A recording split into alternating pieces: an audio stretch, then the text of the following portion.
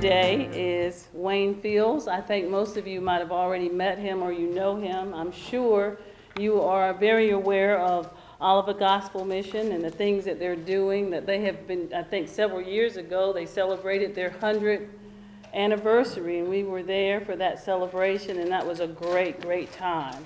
Mr. Fields has been at Oliver Gospel Mission for 14 years. Prior to that, he spent 25 years in nonprofit leadership. And if you look on page 14, you have his full bio, so I won't read all of that, but I want you to know that he is the founder of Realty Ministries, LLC. He also just completed a devotional, which for women's devotional, that's in the back. They're in the process of opening a center for women and children, so we're excited about that as well. So before you leave, if you would pick up one of those. And also, Wing has completed 2 successful years of leadership legacy as a year-long biblical-based program for developing the next generation of leaders. So anyway, I present to you Mr. Wayne Fields.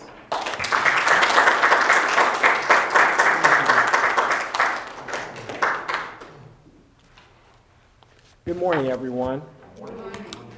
It's great to be here. I couldn't believe that that anyone would show up at 7 o'clock in the morning for a breakfast. And but God's remnant. Someone mentioned the remnant is here, and so I'm really glad to be here. My son Ben is here as well this morning, and I can't believe that he actually would show up at 7 o'clock in the morning to be here. I also am really impressed that I've never seen this many big pictures of me anywhere, and it actually looks pretty good, so I'll probably take these and treasure them, because I'll never have a picture where I look that young again. So I really appreciate the opportunity to be here and to share a little bit with you this morning. It's been mentioned, as we look at our nation, I've recently met with some leaders in the community, and we talked about courageous leadership. And as we look across our country, in the church itself, there is such a need for courageous leaders. The church is in great need of more unification of races, and especially as we come together. And so some of us are talking about having some courageous conversations in the months ahead as the Church of Jesus Christ comes together more, because that's the only hope for this country, is Jesus Christ and those who believe in Him coming together to really... Charleston did it right, didn't they? Yes. Charleston did it right, and they sent a great message throughout this whole country. And so we need people that are Christians that are willing to take a stand for what is right. I've been involved in rescue mission ministry for about 25 years, 14 of those here. My wife and I moved here a week after 9/11 in 2001 for me to take my role at Oliver Gospel Mission. And our youngest, our daughter, followed us. She had been in college in Pennsylvania and came here and eventually became a graduate of USC and married a guy who bleeds USC. And they have 2 children, so I'm a granddad, and it's great. It's great because you can just enjoy them and then say goodbye. So it's fun. And I have a son in Gainesville, Florida, who has adopted one child, and in the process of adopting siblings, 2 daughters, who are African American. So for the first time that I know of, I will have grandchildren or children with my last name who are a different color. And that will add a whole new dimension to our family when we get together. And so we're going to go down and visit those 2 new granddaughters next weekend. And it should be quite an experience. And they're hoping to come here for Christmas. So I'm trying to imagine if my son and his wife with their 3 kids, and then my daughter and her husband with their 2 daughters coming to our house for Christmas, I may go get a hotel room somewhere and let them stay there and just have a great time together. And then Ben's our middle son.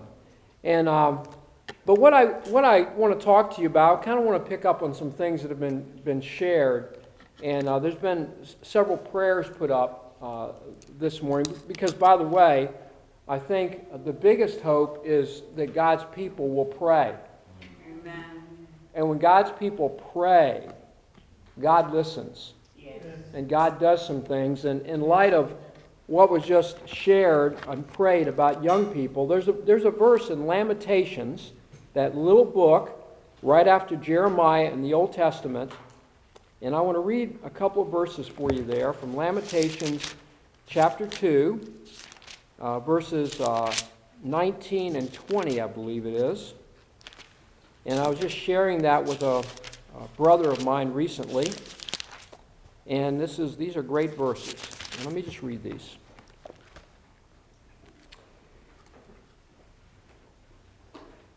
Get up, cry out in the night. Cry all through the night. Pour out your heart like water in prayer to the Lord. Lift up your hands in prayer to Him. Pray for the life of your children. They are fainting with hunger on every street corner. Now you could say that just has to do with, kids from a low economic status. You could say that. But I think we have a generation of kids who are dying from hunger, relationally, economically, in our world, in our country. My pastor said within the past few months he has conducted 2 funerals for 2 young men from the same family who both died from a heroin overdose. I think their ages were 25 and 31. From suburbia. Not from the inner city, from suburbia. So we have another whole element of homelessness and people in need and poverty in our world and in our country, and it's not merely inner city. It's from the suburbs. We are seeing more men come to the mission that are not from inner city Columbia, but they're coming from suburban homes, and they're younger. The average age of a homeless man used to be in their 50s. The average age now, I think, is in the early 40s. That's average. So we're seeing more young men come to us at the mission who are in their 20s. The good is that they're dealing with their stuff younger. The bad is that they got stuff younger that needs to be dealt with. I didn't wake up one morning and decide I was going to get involved in rescue mission ministry. I ended up in rescue mission ministry because what I was doing, it didn't work out. And God has a way of putting people in places that He wants them, though they wouldn't choose that themselves. Doesn't He? And so I took a job in Pennsylvania at the rescue mission until I got a real job. And here I am, 25 years later, still doing the same kind of work. They asked me to specifically talk about rescuing and rebuilding lives because the motto at Oliver Gospel Mission is just that, rescue and rebuilding lives since 1888. We are the 6th oldest rescue mission in the country.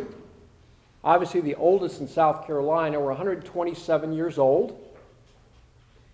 And the thing that's consistent about the 127 years is that we've been helping those in need for the 127 years. Leadership has changed. Perhaps a little bit of the internal focus on how we do that has changed. But the focus has been to help people in need. And that's why the building was built on the corner of Assembly and Taylor. When I first came here, there were a lot of people who wanted to get rid of Oliver Gospel Mission. we've cleaned up our act, and so I don't think that is not as prevalent, although I'm sure there's people that would still like to see us move. But we're still there, and we've even expanded up the street, and we've just bought another building, and we're expanding more up the street. Because nobody wants to put their building next to a rescue mission, no matter how good it's run. So that's kind of nice, because I was talking to one of our sisters earlier, and she was talking about a piece of land, not in my backyard. And it's great to be involved in that kind of work, because nobody wants you there. They need you, but they don't want you there. So I want to read a passage from Isaiah chapter 61, to talk about rescuing and rebuilding. Isaiah 61, "The Lord has put his Spirit in me. This is because he has appointed me to tell the good news to the poor. He has sent me to comfort those whose hearts are broken. He has sent me to tell the captives they are free. He has sent me to tell the prisoners that they are released. He has sent me to announce the time when the Lord will show his kindness and the time when our God will punish evil people." Praise God for that. "He has sent me to comfort all those who are sad. He has sent me to the sorrowing people of Jerusalem. I will give them a crown to replace their ashes. I will give them the oil of gladness to replace their sorrow. I will give them clothes of praise to replace their spirit of sadness. Then they will be called trees or oaks of righteousness. They will be like trees planted by the Lord and will show his greatness." When I think about rescuing and rebuilding lives, the first part is rescuing. And you've got your notes in front of you. Usually I have blanks and people have to fill in, and my secretary said, "Don't go through all that, Wayne. Just give them the notes."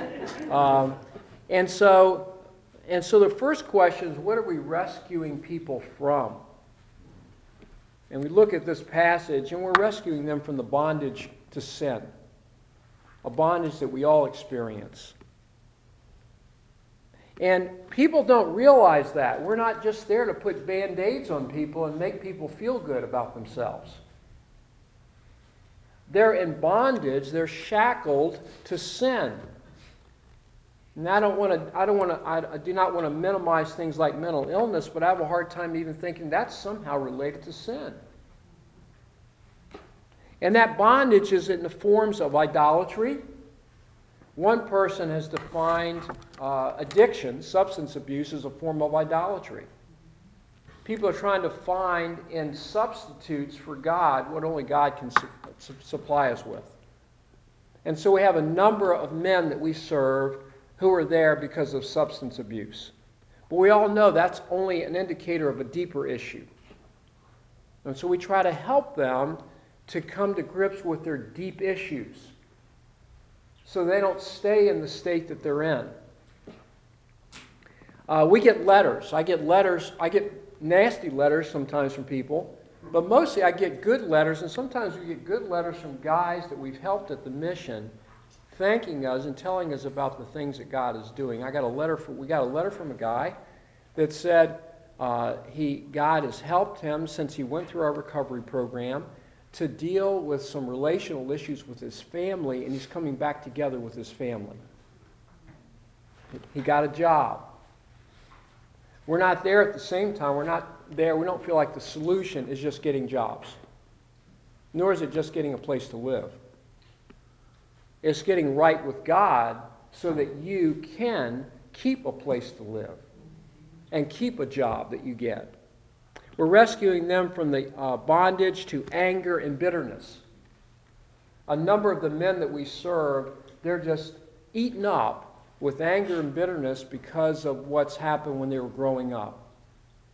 It could have been abuse. A lot of times they don't know who their father is, or they don't have a relationship with their dad. But thank God for mothers. Because you hear a lot of testimonies about people today that are where they are because of a mother. You've heard Ben Carson share about his mother. I have a mother who's 91. She was supposed to be dead about a year and a half ago. She's the only mother between my wife and I, the only a parent that's still alive. And she's more excited about Christ now at the age of 91 than some people are at the age of 20. In fact, I got to try to tell my 91-year-old mom to slow down and pace herself. And but thank God for Mom. My dad was an alcoholic. He died at the age of 53. Never met my wife or my kids, but God has kept my mom going. And I think about her encouragement as I was growing up, that I always felt like with my mom that I could change the world. Now, you know, mothers are that way, but not all mothers are that way. And Mom's been my greatest champion over the years. My kids and their kids even are going to get to know my mom. But anger and bitterness, these men are eaten up with that, and they've got to let go of it. We have a counselor on campus that works with these guys. They're also bound to a sense of hopelessness and sense of worthlessness. And the biggest thing that we provide at Oliver Gospel Mission is hope. And I don't mean wishful thinking, but I mean a deep assurance that there is something better than what they're experiencing, both now and for eternity.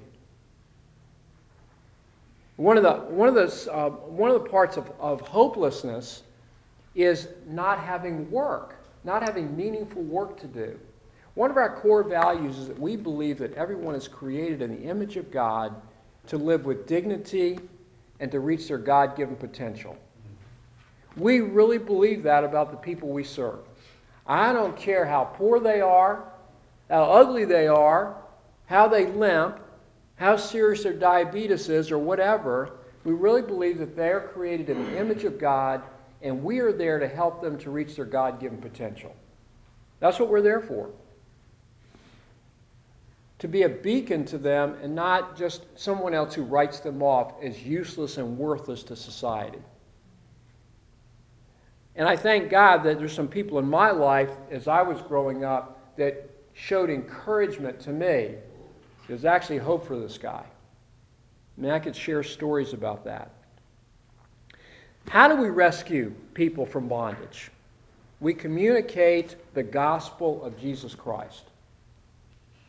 Now, I'm not trying to overly simplify things here, but we could do a lot of things at the mission and miss this one.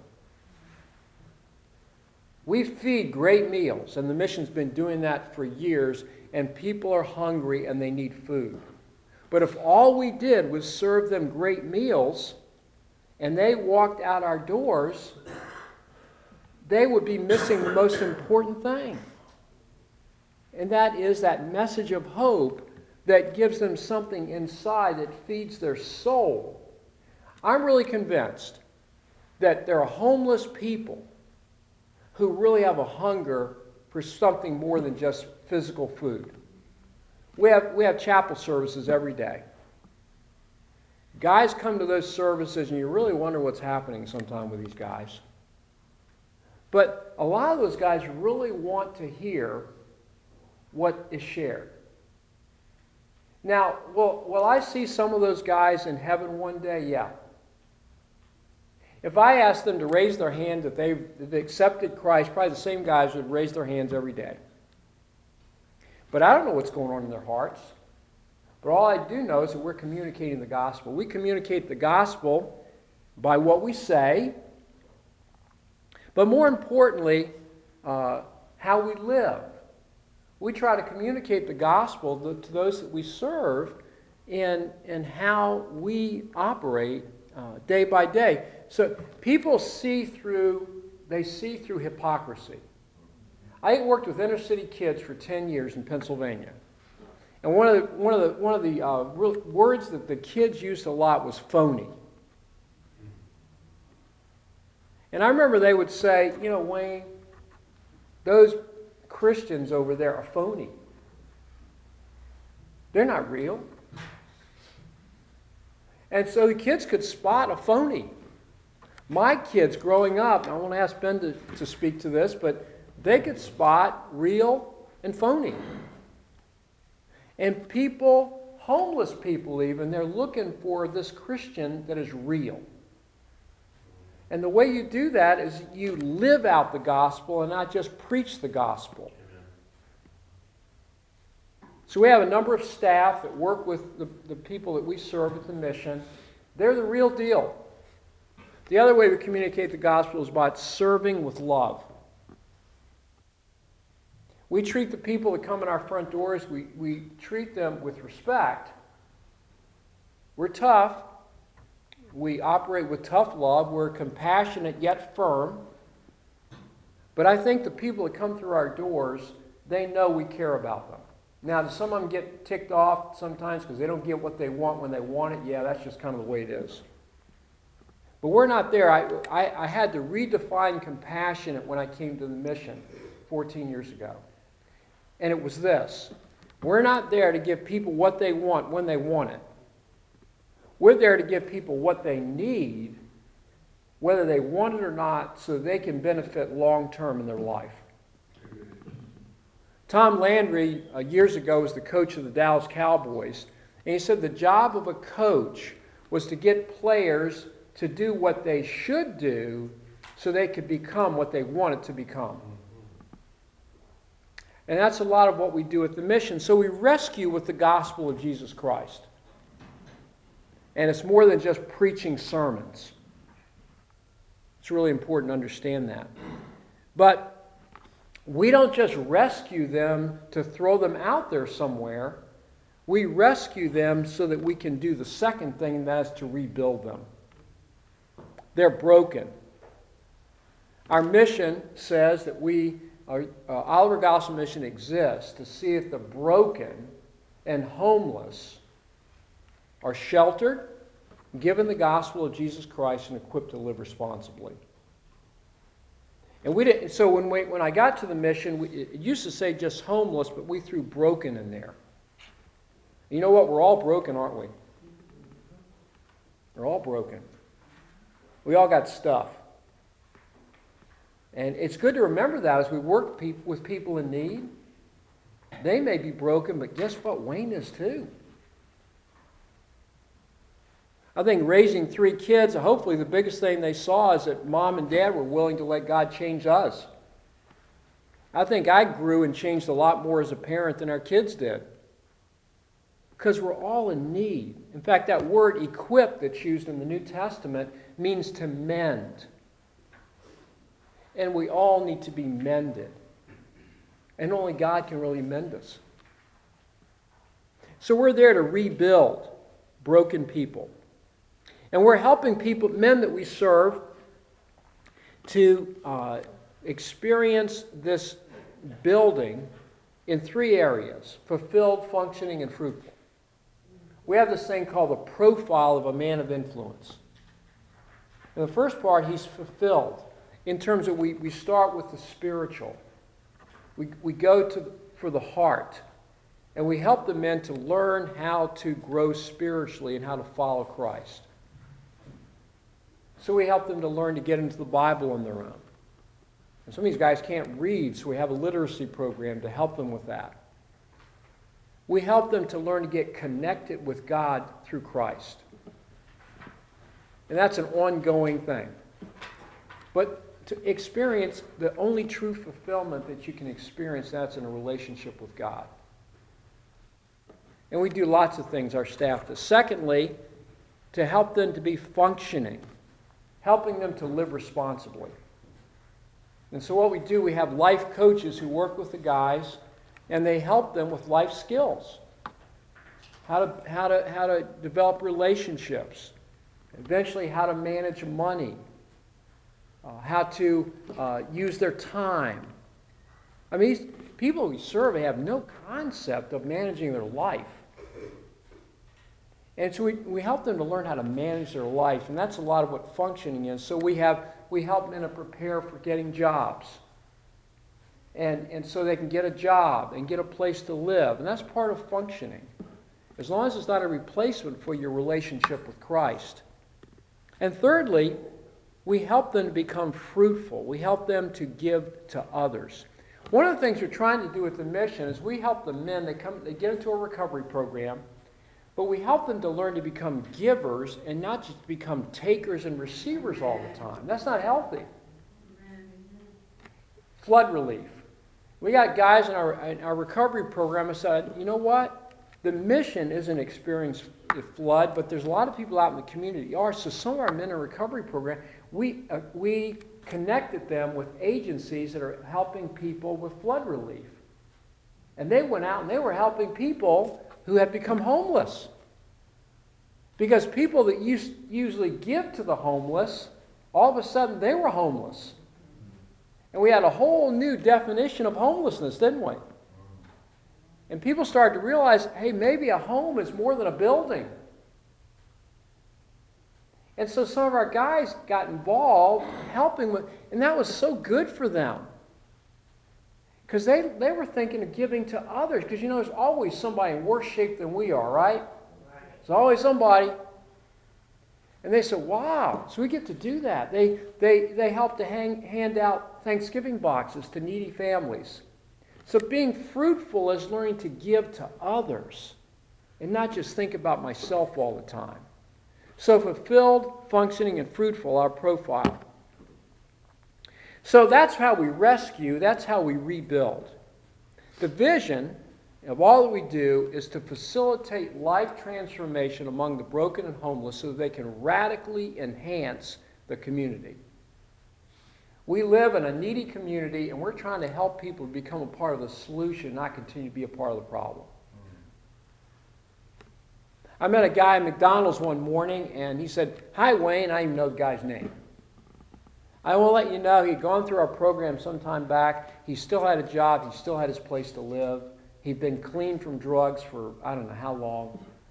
And I said, thanks. He said he was even going to contact one of our board members to let him know that. I'm glad that somebody wanted to contact the board members to give good news, not contact board members for bad news. But we have a lot of stories like that. So we are excited about what God is doing right now, but we're also excited about what He's going to be doing. And I'm going to pass this out. Many of you have heard, and it was mentioned earlier, could you pass these out? We have been raising money to start a ministry to homeless women and homeless women with children. About 4 years ago, our board got together and we said, the growing segment of homelessness across the country is women and women with children. Just horrible what's going on. And so what we did is Jim Hudson gave us a piece of land. We got it zoned. That's really important, getting it zoned. And we started raising money. It's a $10 million project. We're at about $8.5 million right now. And we're hoping to be able to break ground early next year sometime. But we're going to take the same philosophy and help women and women with children.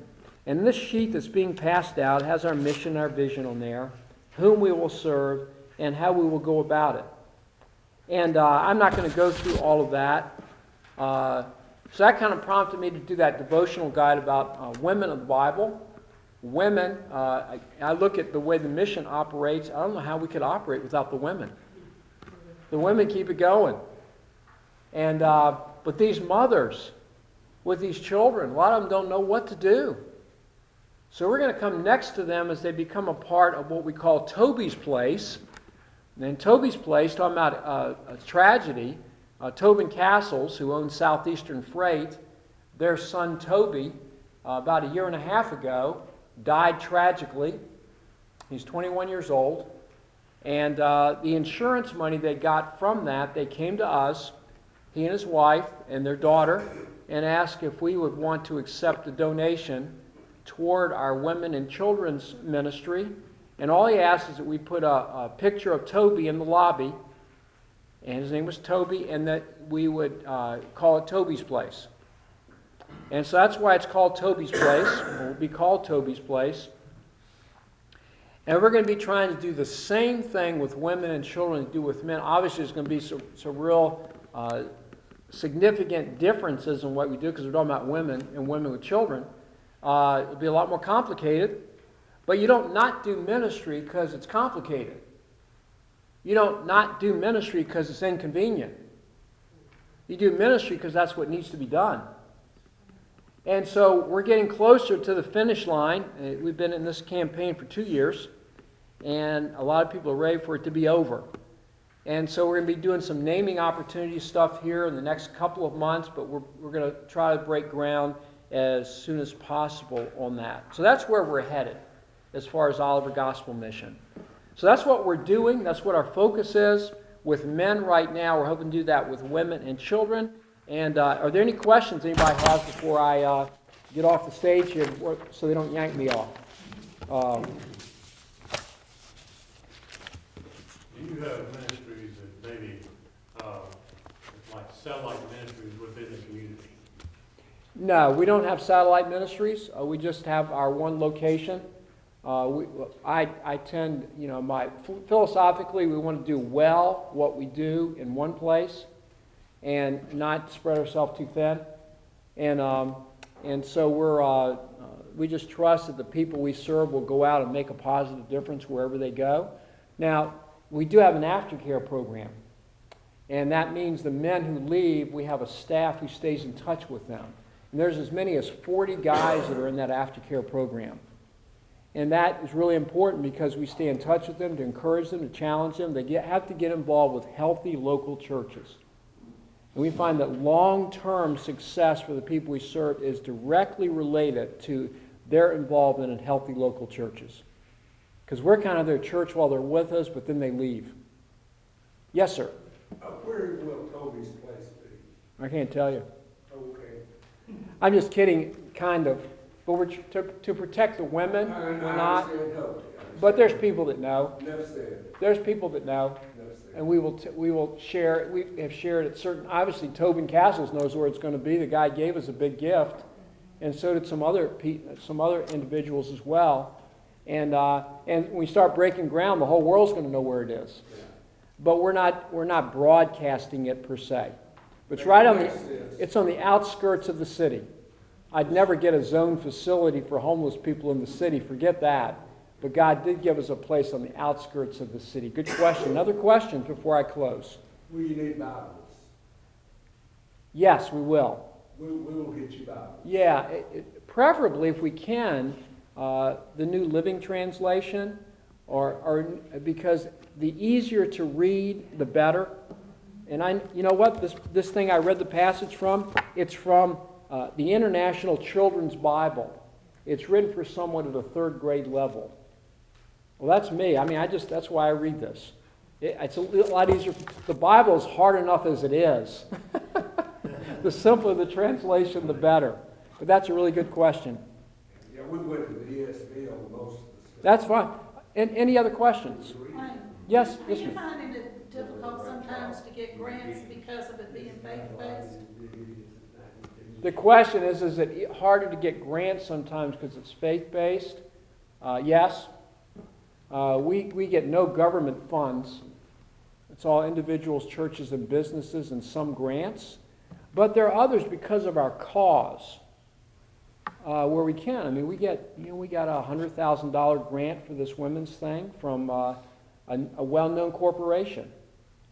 And we don't hide Jesus, but because of what we do, they give us a grant because we're helping people with, economically, we're helping them, educationally. Sometimes it's the way you word your grant proposal. That's the real key. Not being dishonest, but also not being foolish. And so there are grants that we get from corporations that are really important, and people really are interested in children. They're really interested in children and education and those kinds of things. So yes, but there's others, because of what we do, that we are able to get money from. Other questions? It's a great work to be involved in as we see this deteriorating society that we're in, of people in need that are in the suburbs and in the inner city. What a great time for Christians who have a heart to reach people in need to really step up to the plate, because you know what? The government doesn't know what to do. So they just throw money at the problem. The church knows what needs to be done. And they just need to let us do it and send the funds our way, in my opinion, so that we can do the job, because we're the people that know what's really going on out there. So I really appreciate the opportunity to be here this morning. My son and I will be around if you want to talk. And again, got the pictures, man. I got them all over here. I do have a book that I plan to publish next year sometime, and we're going to invite as many people to the book signing as possible, but they'll have to pay for the book. Thanks for the time. Who do I give it back to you here? Thank you very much.